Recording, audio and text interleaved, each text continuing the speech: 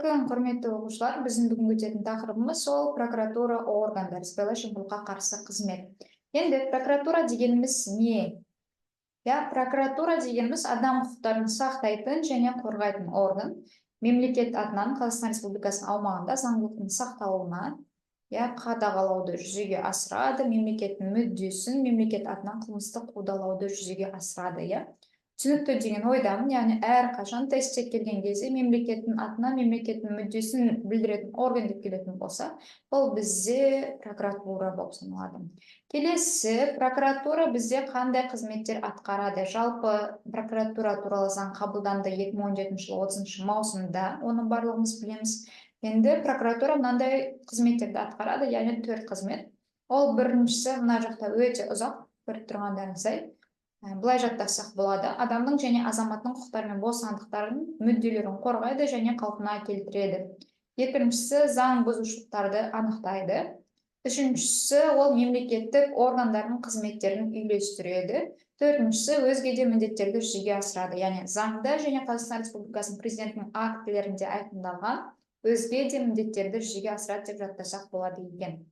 Кеттік, келесі, енді үнемі шатасатын ақпараттардың бірі, ол бізде прокуратураның құқықтық актілерінің жүйесі.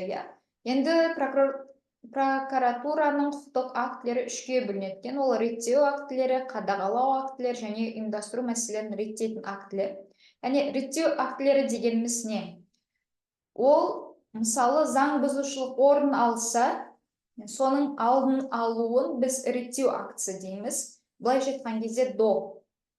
Ал қадағалау актісі ол бізде после деп түсінсек болады. Яғни заң бұзушылық болмай жатып алдын алу, заң бұзушылық болмай жатып заңның енгізуіне ұсыныс беру, оның барлығы бізде реттеу актілері.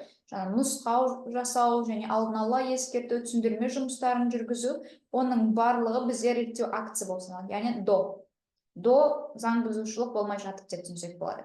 Ал келесі прокурорлық қадағалау актісі, яғни ол после, уже құқық бұзушылық орын алып қойды, соның алдын алады. Мысалы, бір мекеме біреудің айлығын төлемей жатыр, не істейді, заң бұзушылық орын алып қойды, оған қаулы шығарады, санкция жариялайды деген сияқты. Бұл бізде қадағалау актілері болып саналады. Яғни прокурорлық реттеу актілері көріп тұрғандарыңыздай нұсқау, ұсыныс, үндеу, алдын ала ескерту, түсіндірме. Ал қадағалау актісі наразылық, қаулы, ұйғарым, өтініш, санкция. Санкция дегеніміз бәріміз білеміз. Келесі прокуратура қызметімен ұйымдастыру мәселелерін реттейтін актілер. Бұл дегеніміз не? Яғни ұйымдастыру мәселелері атайтып тұр, не істейді? Яғни